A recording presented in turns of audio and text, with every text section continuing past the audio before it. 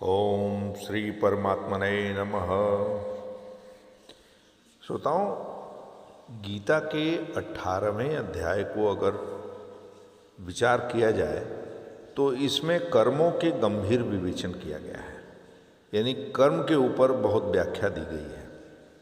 अज्ञानी और ज्ञानवान के लक्षण तथा राग द्वेष से रहित होकर धर्म करने के लिए प्रेरणा की बात कही गई है।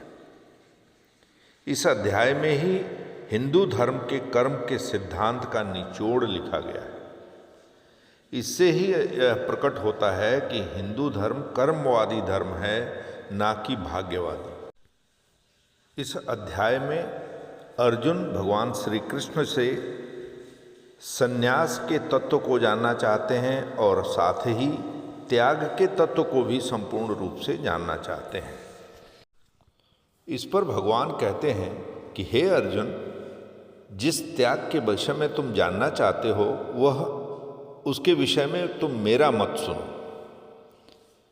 वह त्याग 3 प्रकार का कहा गया है: यज्ञ, दान और तप। ये तीनों प्रकार के कर्म त्यागने के योग्य नहीं हैं। इन्हें तो करना ही चाहिए, क्योंकि यज्ञ, दान और तप तीनों ही पुरुषों को पवित्र बनाते हैं।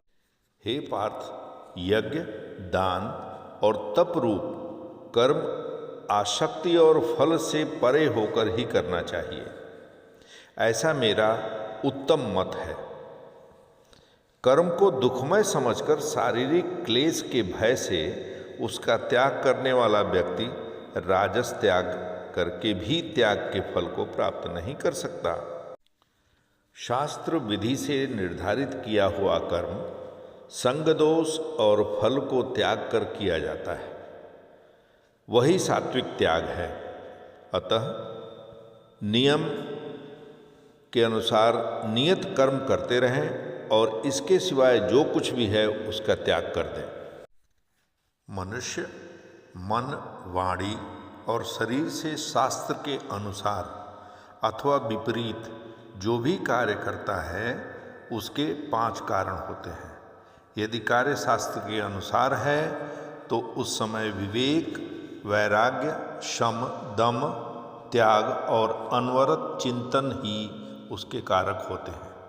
और यदि शास्त्र के विपरीत किया हुआ कार्य है तो उसके कारक काम, क्रोध, राग, द्वेष और लिप्सा होते हैं। जब मनुष्य में अहंकार, बल, दर्प, काम, क्रोध, मद, मोह इत्यादि प्रकृति में गिराने वाले विकार जब सर्वथा शांत हो जाते हैं और विवेक, वैराग्य, शम, दम, एकांत एवं सेवन इत्यादि ब्रह्म में प्रवेश दिलाने वाली योग्यताएं जब पूर्णतया परिपक्व हो जाती हैं, उस समय वह ब्रह्म को जानने के योग्य हो जाता है।